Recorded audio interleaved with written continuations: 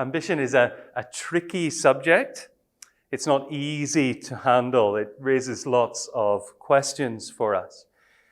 And when you look for quotes about ambition, you see things like this. Walter H. Cottingham, I don't really know much about who he was. Maybe his ambitions didn't get fulfilled. He didn't get too famous. But he said this: a man without ambition is like a bird without wings. He can never soar in the heights above, but must walk like a weakling, unnoticed with the crowds below. Okay, so the ambition is like soaring on wings, and you'll soar above the ordinary people below. There's one perspective on ambition. And for me as a Christian, if I read that, it scares me, frankly. I feel, okay, does that mean I shouldn't have any ambition? Does it mean ambition is just negative, is just bad? Or is he right? I have to be honest. Sometimes I look at even the Christian world, even the evangelical world, and it feels like some people almost believe this, that there is a kind of higher level of fame, of success, of significance, and then most of us are just the ordinary people on the ground. I'm pretty sure that's not the way the Lord Jesus wants his church to be, but I have to be honest about what I see and also what I see in my own heart.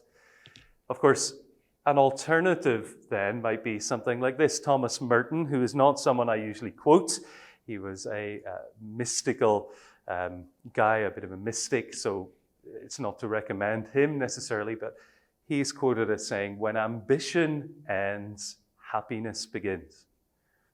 In other words, what ambition does is to eat into our soul. It destroys our contentment. It destroys our happiness, our satisfaction, our joy in God. And so what we need to do is to put an end to ambition, to learn to say no to our ambition, not so that we can be happy, so that we can have the beginning of happiness. So am I right in saying I think most of us are saying that neither of these is exactly right? Okay, we have concerns about both of them. So the one on the top left, maybe I think we can say this just sounds very self-centered and worldly. But the one on the bottom right, although it might seem kind of godly, but it actually might be unhealthy to have no ambition at all. Yeah?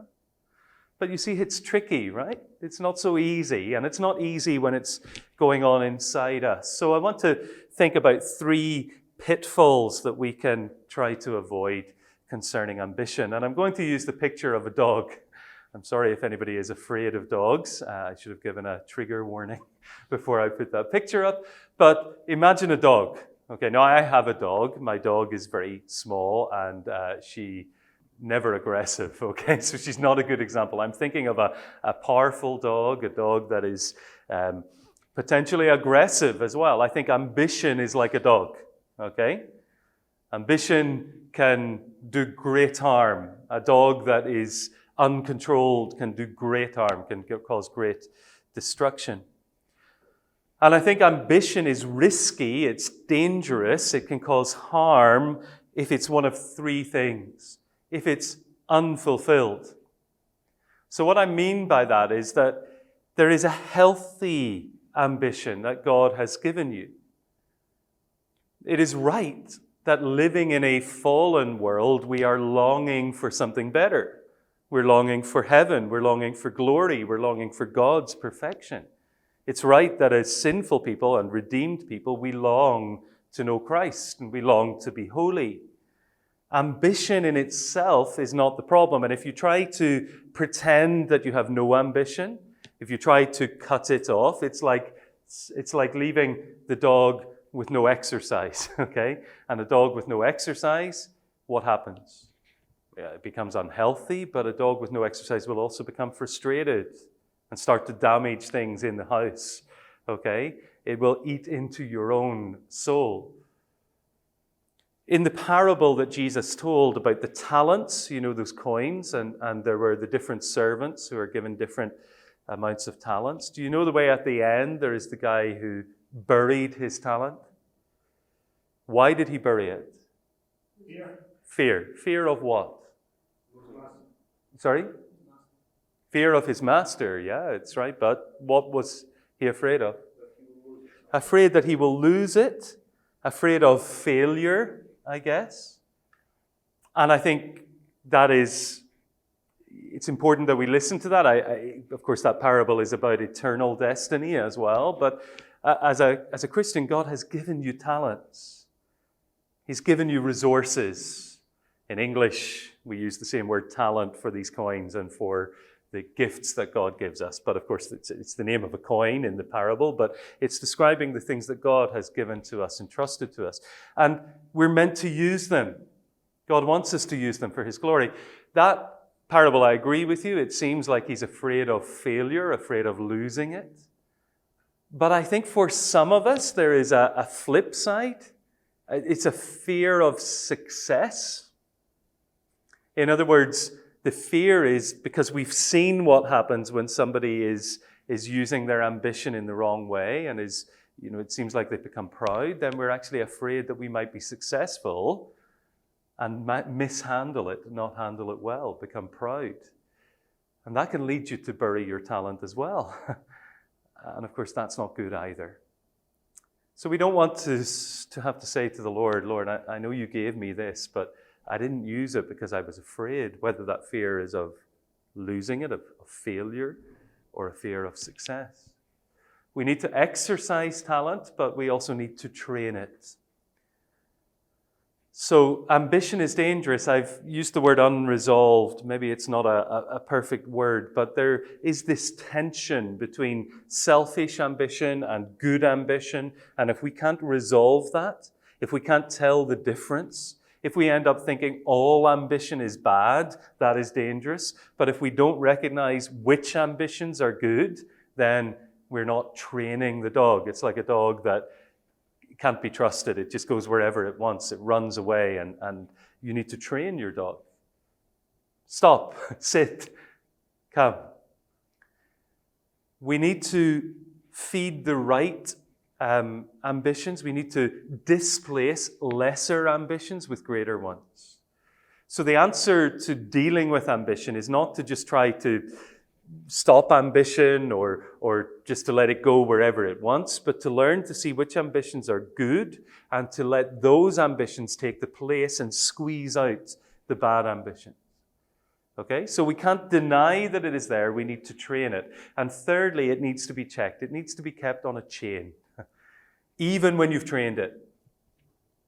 Because a dog that is potentially aggressive, it can be really well trained, but in the right circumstances, if it sees a rabbit or a cat or whatever, it will still go crazy. So even when you know what is a godly ambition can become an idol if it's not kept in check. You need some way to make sure that even your good ambitions don't become idols. Now, I'll talk about this later, but I think the obvious thing is that you need other people to help you with that. Okay, so the chaining is by letting other people show you that when you're going beyond what is godly and what is healthy. A question, is your ambition, and maybe this is too personal to talk about, but I want to encourage you to think about it. Have you suppressed your ambition? Is there something that God has given you that you're not able to use or you're not using because you're afraid? Well, remember who your Heavenly Father is. He gives you good gifts, Jesus said. He wants you to use those gifts for his service and his kingdom. Is your ambition unresolved that you really don't know which ambitions are godly? Well, hopefully what I'm going to say will help, but don't stop working that out, to work out which things are for his glory and which things are not. Or is it unchecked? Have you got people around you who will help you to keep your ambition on a chain? It can be a long chain, but there has to be a limit. Even godly ambitions, and I say that again because I think it's a real challenge. Somebody starts out with a good and godly ambition, but eventually they get carried away with it, and they don't set limits. And that ambition becomes an idol, and it becomes destructive. So let me just summarize that hopefully accurately for the recording. So the comment from a brother in the room is that of an experience of being pushed out of a ministry position by other people with authority, and finding in himself that he has an ambition to build the church, to serve faithfully, but also a little ambition somewhere in there to be vindicated, to see those people brought down, and maybe even that this will be successful so that they will see they were wrong. Yeah. Can I suggest to you why I think you're experiencing that? Because you're not in heaven. Okay, you're not fully like Christ yet. And I think this is the reality. So I was going to comment on this later, but I'll say it now, and that you'll see when it comes in later that this is the reality of life, this side of glory. The Spirit is alive in us. He is leading us towards the glory of Christ. He always is leading us to Jesus, always wanting us to serve faithfully. But the flesh is still there. It's still possible for us to give in to the leading of the flesh. These two, Paul says in Galatians 5, are in conflict with each other, which means that our motivations are almost always mixed. And if you were saying to me that you never feel this negative ambition, this wrong ambition, I would think maybe you're not so self-aware. Okay? So it's a good thing to recognize that. It's also a good thing that we can be honest about it. And it's a good thing that we seek other people's help to say, okay, to think of the parable of the talents. I believe this is the right thing to do, but I know that it's also something that would appeal to my flesh. So do you agree with me it's the right thing to do? And if I do it, can you make sure you help me that if you see me starting to do it in a way that is boastful and proud and self-centered, that you show that to me? I think that's the humility that we need. I think this is an ongoing journey. When Paul says, I'm leaving behind the things in the past and I'm pressing on towards the goal, you know what he also says in the chapter? Do you remember? He says, not that I have already achieved all this, but I press on. Not the finished product, but my heart is dedicated to Christ and I want to keep on serving. And in the context of Philippians, that's a really important statement because we'll see something from Philippians in a moment. So in summary, I think, again for the recording, the brother is sharing about an experience of starting a company and seeing some success in that in response to a real need to help the labor situation, to help employment. But then getting to a point when he was pushing in a way that meant working all hours, all days, and getting to a point where that became too much pressure and stress.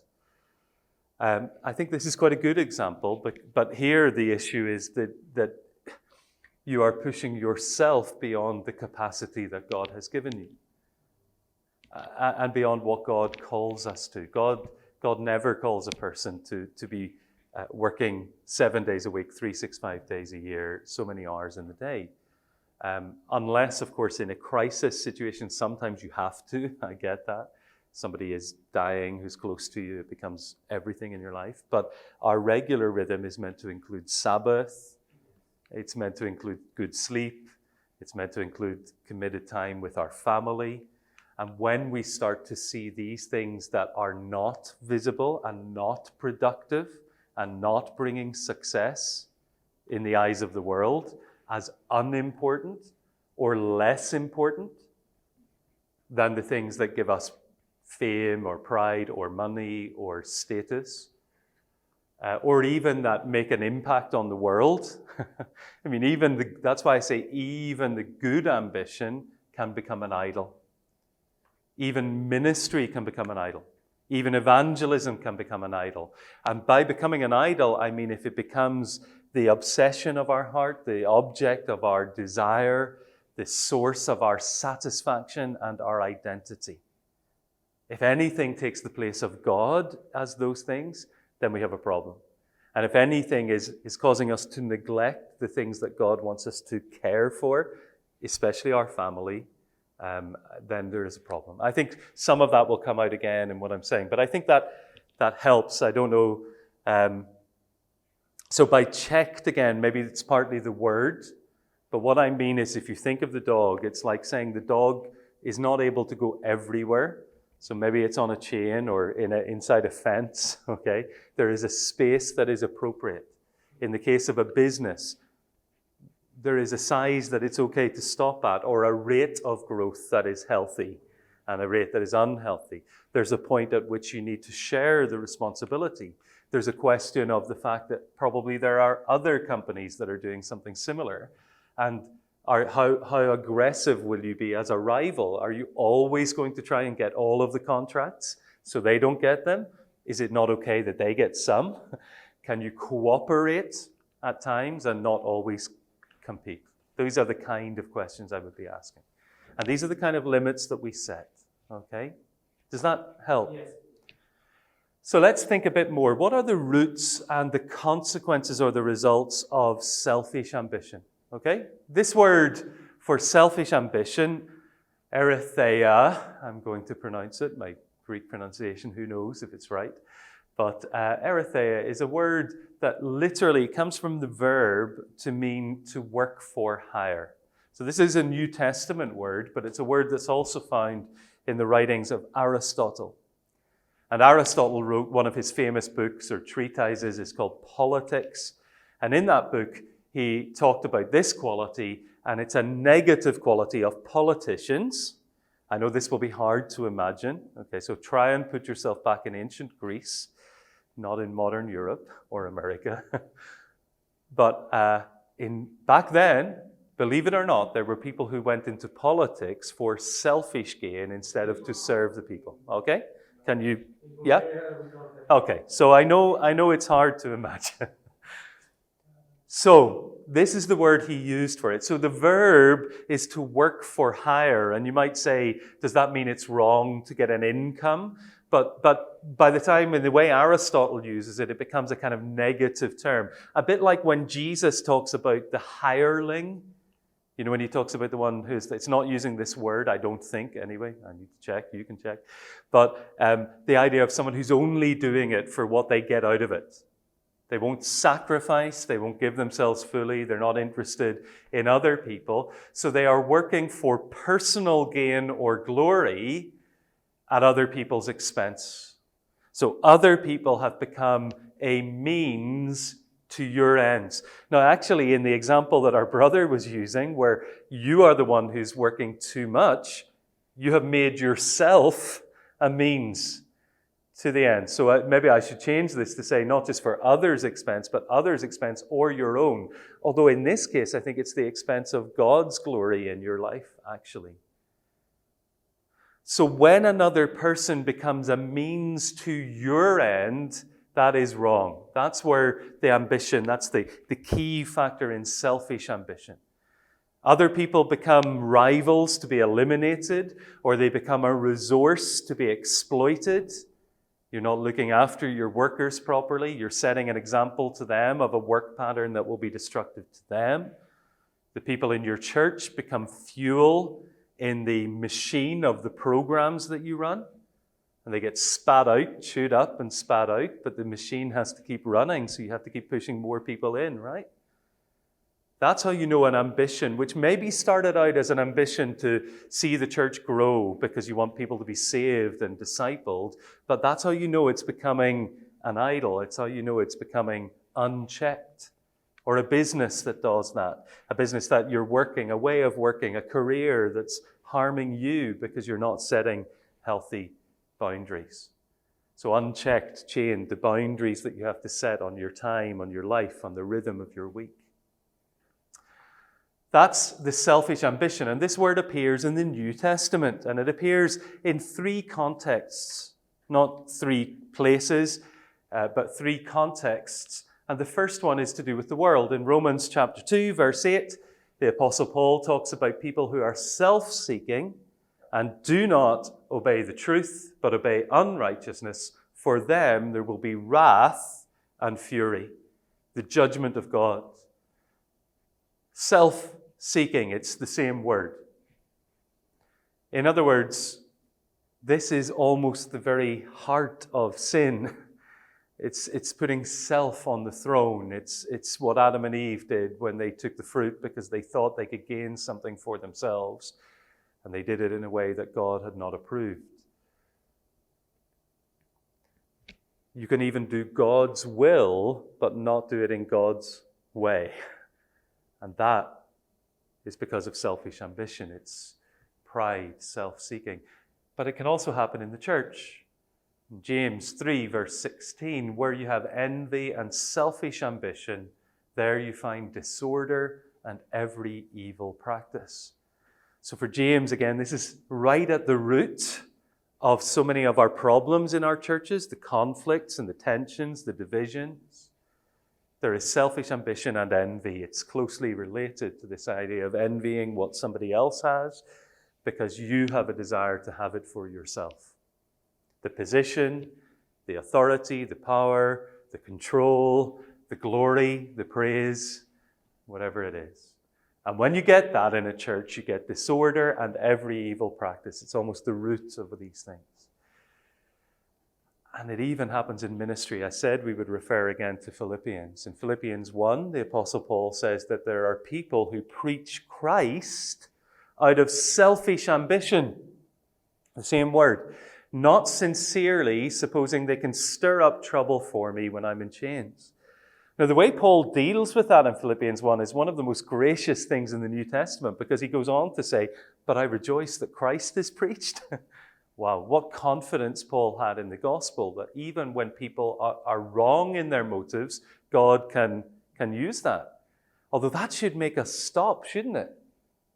You know, somebody could be really successful visibly, even in ministry, and their doctrine could be right, but their heart could be wrong.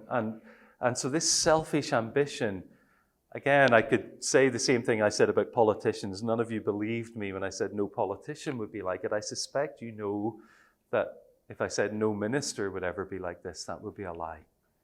Actually, I think these things are very, very widespread. And I know that I have been in situations of leadership alongside other leaders where nobody would ever have questioned another person's motivation, where it was always just assuming that everybody's nice and everybody has good motivations. And that's a disaster, because it leaves us to believe our own propaganda, our own story about ourselves and how pure our motives are. We do need to talk about these things. We need to acknowledge it. In the case of Paul, this was someone even with true doctrine. If it was false gospel that they were preaching, he wouldn't have said, I rejoice. But it's not good. They're not the people that Paul tells the Philippians to associate with. That's why he goes on in chapter 2 to tell them about the way of Christ, of humbling himself so that God would exalt him. And then he says, look at Timothy. He's a great example. I have nobody like him who is committed not only to his own desires and his own good, but to yours. And then in chapter 3, I pursue the goal of knowing Christ. So Philippians has a lot to say to this. So selfish ambition is acknowledged in the scripture. It's certainly there in the world. It is almost the driving factor in sin in the world. It's there in the church, sadly, and when it is, it causes destruction, and it can even be there in gospel ministry. So how have you seen selfish ambition? I don't think we'll take time to get feedback on that. But have you seen that in your own experience? Maybe you do want to talk to somebody about that. I'd be happy to hear from you, to chat about you. But perhaps you've seen it, and we need to be honest about it. So let's shift gear to something positive. Okay, that's the negative. Let's think about the positive. There is such a thing as honorable ambition. And here, the Apostle Paul 3 times uses a different word. And in some English translations, and maybe in other languages, it uses the word ambition to translate this.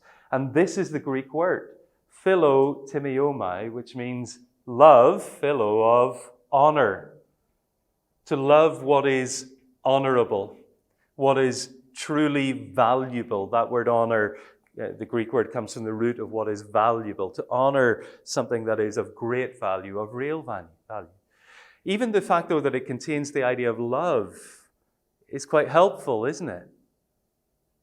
The positive ambition, the good desire is to love, but to love what is good and honorable. The first place where Paul uses this is in Romans 15. So Romans 15, verse 20, he says, I make it my ambition to preach the gospel, not where Christ has already been named, lest I build on someone else's foundation. Now, this is the same Paul who talks about people who have selfish ambition in preaching the gospel, in using a different word, as we've seen in Philippians. But it doesn't mean that you shouldn't be ambitious to preach. Paul is ambitious to preach. It is an honorable thing. He loves the thought of people hearing about Jesus and coming to Jesus. And if you do, that's great. That's a good ambition to feed, to exercise. But it also needs checked, chained in, fenced in. This will maybe help us to think what that means. Because Paul says he's not going to do it where somebody else has already preached. He's not going to build on someone else's foundation. Now, that doesn't mean it would be wrong to come in and build on someone else's foundation. In Corinthians, Paul talks about exactly that no one can lay a different foundation, but if anyone builds on that foundation, they should use gold and silver and precious stones. But Paul knows that God's calling to him is to go to new places. And he's not going to build on someone else's foundation. I think that means a couple of things. He's not going to be competitive. Paul knows there's a big enough world out there that it's going to take more than him to preach to everyone. So it's a good thing that he focuses on places where people aren't already there. He's not going to have to come in and compete with them for his share of the market where they are. And he's not going to be controlling. He doesn't have to be the guy that people look to most everywhere, okay? He knows that he has his limits, and he knows that God has put limits on where he should serve. Now, of course, Paul's writing this to Rome, and he does say to them at the beginning of the book that I want to come to you, even though he didn't found that church, okay? But that's as a way to bring them encouragement and to be encouraged by them to go on to the new places where he wants to preach. So, preach Christ without competitiveness. Look out for competitiveness and look out for the desire for control. Because it's a good thing to want to preach Christ. It's a good thing to want to make disciples. It's a good thing to want to grow the church. But if you start to do that in a way that is competing with other churches, other ministers, and other people, or in a way that is controlling rather than bringing others in to lead with you and sharing the ministry with them, then your ambition has got out of control. It's become an idol. Aim to know Christ more than to make him know. That's one tip, one piece of advice about how you can avoid becoming competitive. You see, it's a wonderful thing to want to serve Christ. It's a wonderful thing to want to make Christ known. I wish I had more of that desire. But if you desire to make Christ known more than you desire to know Christ, then you've got a problem. So feed the desire. That's what Paul says in Philippians 3. That's the driving goal, not to make Christ known, although he does want to do that and he mentions it. But first of all, it's to know Christ. Secondly, the second place where Paul uses the word is in 1 Thessalonians 4. And here he says, love one another more and aspire to live quietly and to mind your own affairs and to work with your hands so that you may walk properly before outsiders and be dependent on no one. This is an interesting one, isn't it? How many people are ambitious to live a quiet life? It sounds like a contradiction, doesn't it? But Paul says that's what you should do. That's what the Thessalonians... Of course, in the context of Thessalonica, there was a problem of people who were being lazy and they weren't prepared to work. They just wanted to receive from other people. Maybe because they were saying Jesus is coming back again, so there's no point in working. We'll just pray and look to the skies. But somebody had to feed them. So there was a problem with this laziness that had come into the church. So Paul is particularly responding to that.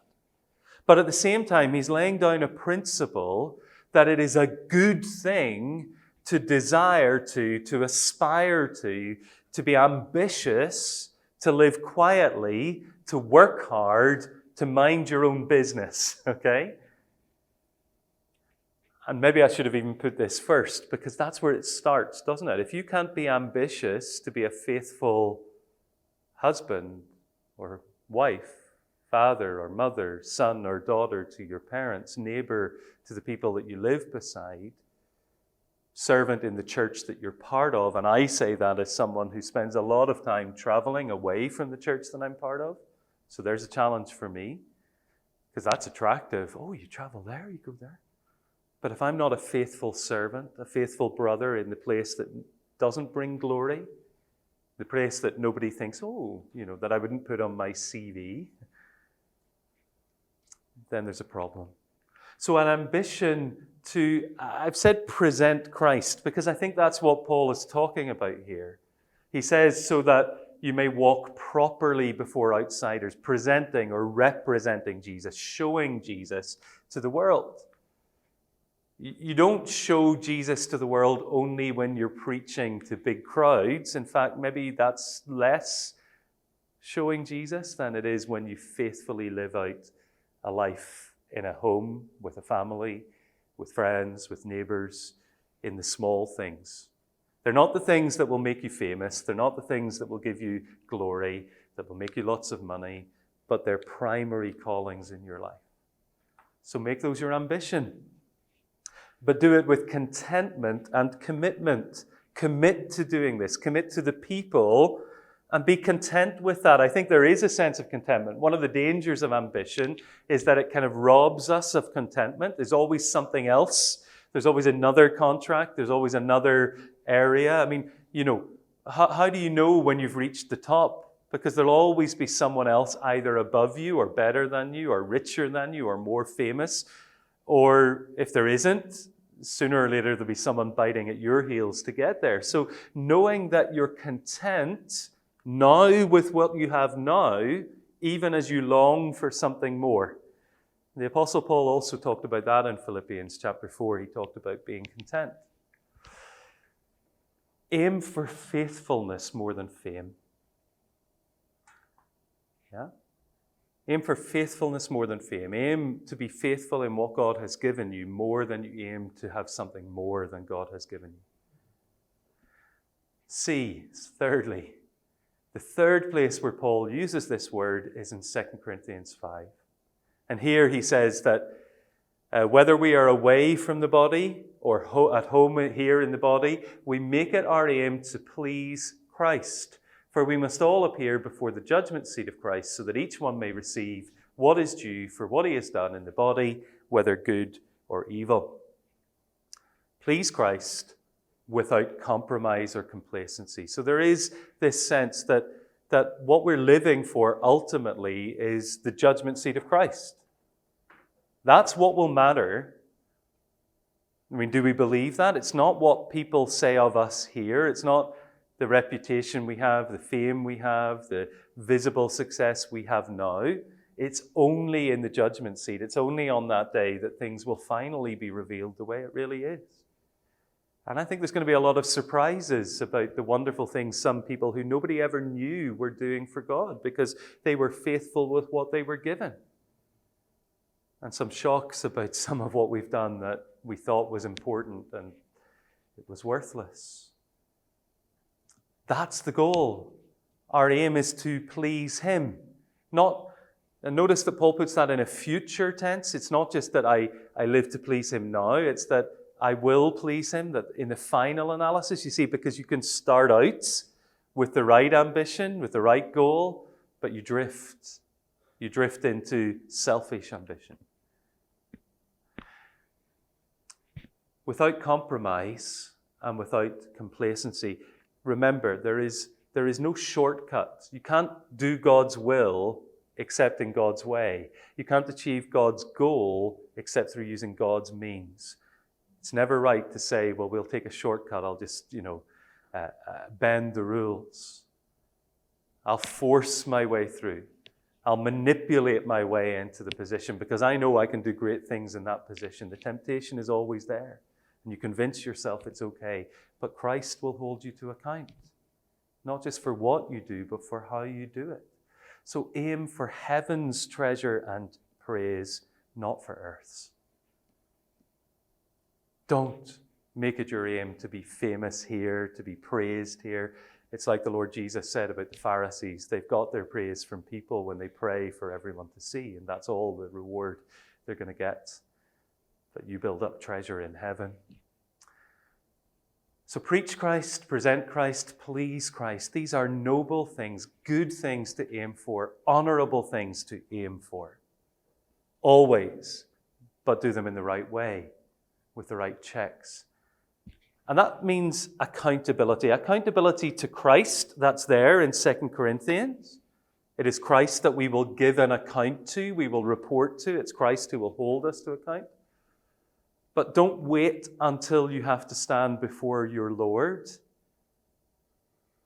One way to help you keep on track is to have accountability now. To seek that out. For some of you, I hope if you're in a ministry position, you've got some accountability structure formally. You get reviews and you have somebody who is watching over your work.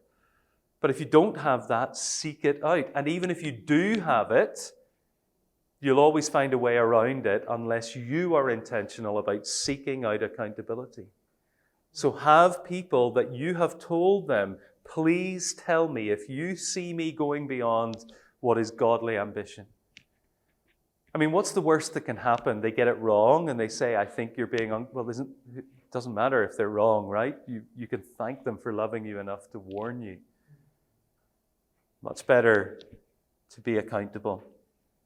And just an example of that in my own experience, and earlier this year I had an invitation to go and speak at a conference in another country, and I was already booked to speak in a church in my own country on that Sunday. It was a weekend conference. I was booked there on the Sunday morning and the Sunday evening, so I realized I could get home on time to speak on the Sunday evening, but the Sunday morning I would have to ask them to change. So what do? Well, the first thing I did was to speak to a friend in that church to see if he could preach or someone could cover, to make sure there's someone they would trust could take my place preaching. So the practical problem was solved. So that's it, right? I can go. Well, no, because I know my heart. Well, not as well as I should do, but God knows my heart, and I'm learning that my heart is deceitful. So I know that going to speak at a conference in another country, that appeals to my pride. It appeals to my flesh. So what I did was to contact 3 people who know me and who are good, godly Christians, and to explain the situation to them, to tell them what the conference was about. They knew my heart, they knew where my ministry priorities are, and to say to them, do you think I should go? Now, all 3 of them said, yes, we think you should. So I went. But I hope I can say that if they had said no, I wouldn't have gone. That's what I tell myself. Now, someone might say, but hang on, Paul, grow up. You're a big boy now. You shouldn't need other people to make your decisions. But at least for me, I know that in these situations, my problem is that because I'm afraid that I will do it for the wrong reason, I might say no for the wrong reason because I'm afraid of, you see? So I need other people to affirm to me that it's a good thing that I go. But with each of those people, I also said to them, and if I go and you hear me coming back and boasting about it, or you see me getting carried away, please. Well, I usually say, come and give me a kick in the shins. Okay, but what I mean is that they can rebuke me and pull me back. I'm thankful that I have those men that I can do that, and I encourage you to think about that. I don't think that will ever be harmful to you to have that kind of accountability. You might already have it with a team of people you serve with, but if not, seek it out. Okay, So the last little section, I want to take you to John chapter 21. And does everyone know that chapter? It's the very last chapter in John after the resurrection of Jesus. And I've called it Lessons on the Lake Shore because here you have the Lord Jesus meeting with the disciples after the resurrection. And he's they're fishing. Peter and some of the other disciples are fishing. So you might want to open it up. So if I asked you the question about Peter, from what you know about him in the Gospels before the death of Jesus, is he ambitious? I guess so, right? Sometimes in a good way. Sometimes his ambition is misdirected, especially when he says, Lord, you'll never die, okay? And then his over-ambitious, his overconfidence in himself, I will never abandon you. But you know what happens. He ends up denying Jesus, and this is his restoration. So John 21, after Jesus revealed himself, or after this, Jesus revealed himself again to the disciples by the Sea of Tiberias, and he revealed himself in this way. Simon Peter, Thomas, called the twin, Nathanael of Cana in Galilee, the sons of Zebedee, and two others of his disciples were together. Simon Peter said to them, I'm going fishing, and they said to him, we'll go with you. They went out and got into the boat, but that night they caught nothing. It's interesting, Peter is this kind of natural leader, isn't he? I mean, that's the Lord has appointed him in a way as a leader, but even now the others follow his lead. And they catch nothing. Does that sound familiar? It happened before, didn't it? Right at the beginning of Jesus' relationship with Peter. And just as day was breaking, verse 4, Jesus stood on the shore, yet the disciples did not know it was Jesus. And Jesus said to them, children, do you have any fish? They answered him, no. And he said to them, cast the net on the right side of the boat, and you will find some. So they cast it, and now they were not able to haul it in because of the quantity of fish. That disciple whom Jesus loved therefore said to Peter, it's the Lord. And when Simon Peter heard that it was the Lord, he put on his outer garment, for he was stripped for work, and threw himself into the sea. The other disciples came in the boat, dragging the net full of fish, for they were not far from the land, but about 100 yards off. When they got out on land, they saw a charcoal fire in place. Sorry, I love this. It makes me laugh. With fish laid on it. Do you see the irony? They couldn't catch any fish. Jesus says, do it this way and you'll catch lots of fish. They catch lots of fish, and what do they find? Jesus already has fish. Okay, he doesn't need their fish. Right? And Jesus said to them, bring some of the fish you've just caught. So Simon Peter went aboard, hauled the net ashore, full of large fish, 153 of them. And although there were so many, the net was not torn. Jesus said to them, come and have breakfast. Now none of the disciples dared ask him, who are you? They knew it was the Lord. Jesus came and took the bread and gave it to them, and so with the fish. This was now the third time that Jesus was revealed to the disciples after he was raised from the dead. Do you see all of the patterns in here? What does that remind you of? Jesus giving them bread and fish? Feeding of the 5,000, yeah. And the third time, does that remind you of anything? Peter is always the man of threes. Several times you see that. He denied Jesus 3 times. And I think you know what happens next. Jesus speaks to him and says, do you love me more than these? There's some debate. Does he mean more than he loves his boats or the fish? I think more likely it means, do you love me more than these other disciples love me? But it's a threefold restoration. Yes, Lord, you know I love you. Then Jesus says, feed my sheep. And then again, he asks the question. And Peter's hurt the third time, I think, because he twigs that this is 3 denials and 3 questions of restoration. What lessons can we learn? You are weak and sinful. We've got to start from that place when it comes to ambition, don't we? Because what we start to think in our minds is that God kind of needs me to fulfill his purposes on earth. Jesus already had fish. He didn't need them to catch the fish. There's another little thing in here. Do you remember another time when the disciples were in a boat and they realized it was Jesus? Do you remember that? But that time Jesus was walking on the water. And what did Peter do that time? He said, Lord, if it's you, call me to walk on the water. And the Lord said, okay, walk on the water. And Peter walked on the water until what? Until he took his eyes off Jesus and went down into the sea. And then it says Jesus reached out and immediately rescued him. Why does Peter not walk on the water here?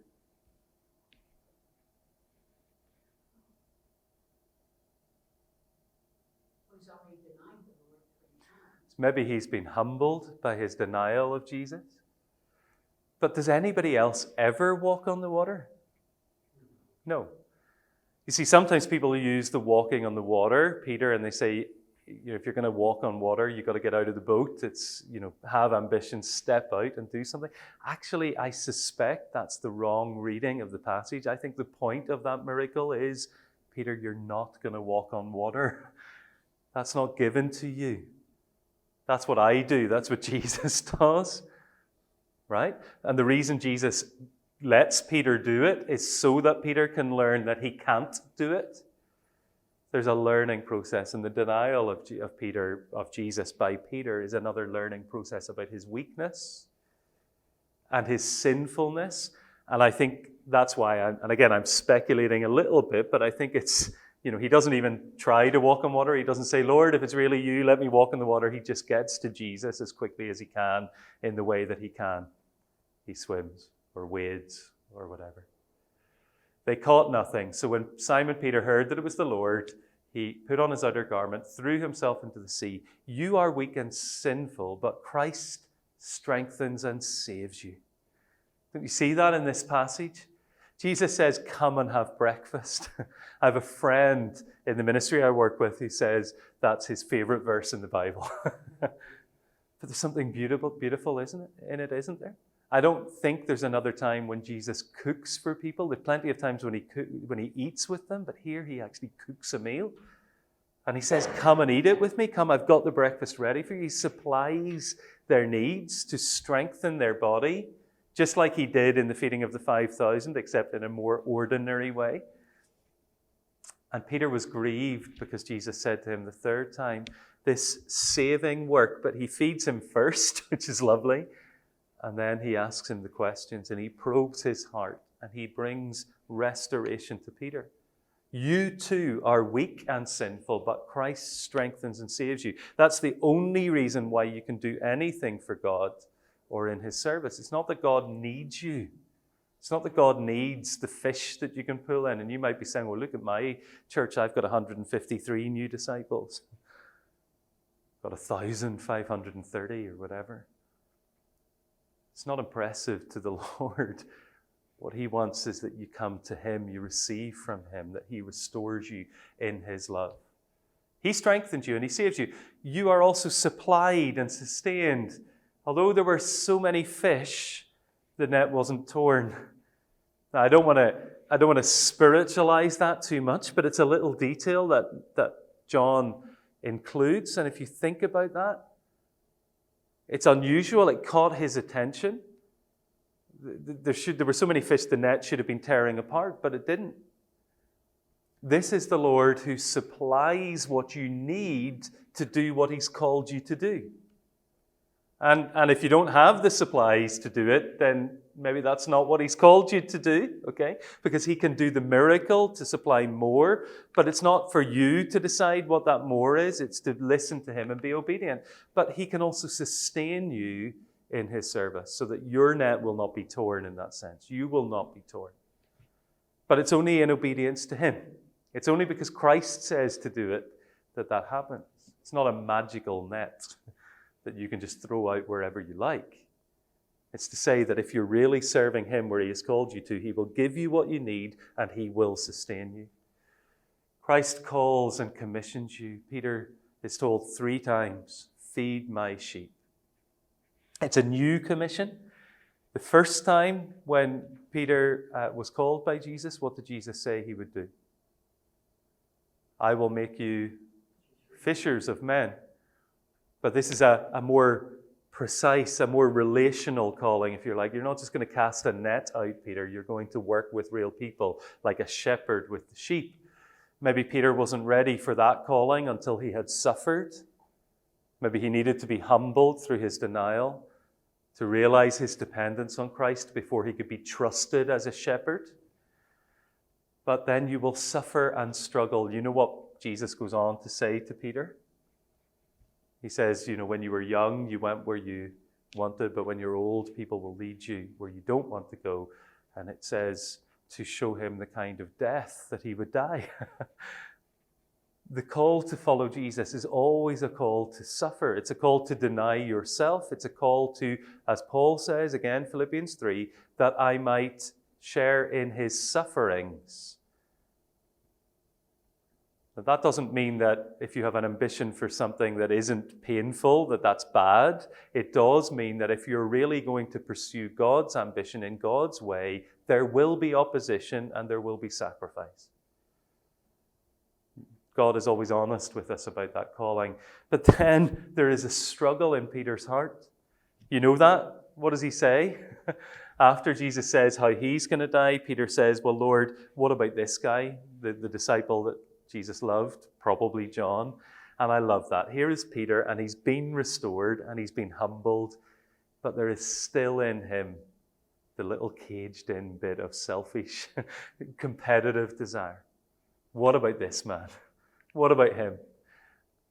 Well, Christ keeps and corrects you. The only reason Peter didn't fall like Judas did when he denied Jesus is what? Because Jesus said, I have prayed for you that your faith may not fail. Isn't that right? And Jesus keeps you. So don't be afraid of failing him. If you keep your heart devoted to him, he will keep you. But what does Jesus say to him? He corrects him and he says, well, first of all, he said that the death that he would die was going to glorify God. Even in his death and to his death, Peter would glorify God. And what about this other guy? What is that to you? You follow me. Isn't that the word that we need to hear? What is it to you? There's all sorts of things wrong with what other people are doing. The guys that in Philippi who were preaching out of rivalry. But Paul didn't allow that to rob him of his joy in the Lord, did he? He rejoiced in the Lord, even that they were preaching the correct gospel, even if they were doing it for the wrong reasons. There's all sorts of people who, you feel like you want vindicated because of what they've done and how they've done it, but that's up to the Lord to vindicate you in his time at the judgment seat of Christ. If you allow yourself to get bitter now, or to get into rivalry now, or comparison, or competition, then you're going to have a problem when you stand at the judgment seat of Christ. What is it to you? You follow me, because the other Christians around you are not competitors. They are co-workers, or they should be. That should be your desire, right? And I say this, there was a number of years ago a conference that I was at where I remember it distinctly. It was for young men, and there was a speaker there who said, this is what he did an analysis of how guys, young men, were wasting their time playing computer games and stuff. And then he said, work hard. Okay, I thought, yeah, good. He said, work hard and get ahead of the other guys. Do you see the problem? The Apostle Paul says, I run towards the goal, but he's not saying, I want to get there and nobody else gets there. He says, I want to bring as many people with me as I can. And the beautiful thing, when you get to the end of Peter's life, right towards the end, when he writes his letters, he talks about being an elder, a fellow elder, and a witness. He writes to his fellow elders, and he tells them to serve not under compulsion, but willingly, not for shameful gain, but eagerly, not domineering, but being examples to the flock. I think Peter really learnt his lesson on the shore and through a lifetime. He stayed faithful, and so can you. But you need to do it together.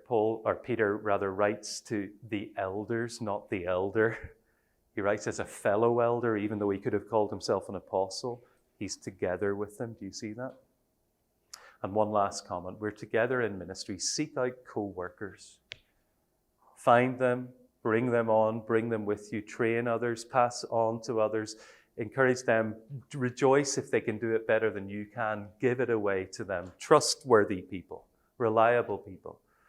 But do it together in marriage as well. And that's a whole other seminar. But I just want to leave that because there's another question. If you're married and two people have ambitions, the key question is going to be, what is God's ambition for us? Because two people can't pursue all of their own ambitions in a marriage without it tearing you apart. So you're going to have to find a way in ministry and in marriage to say, what has God called us together to? What is the ambition that he has laid on our hearts? What is the honorable thing that we can love and pursue?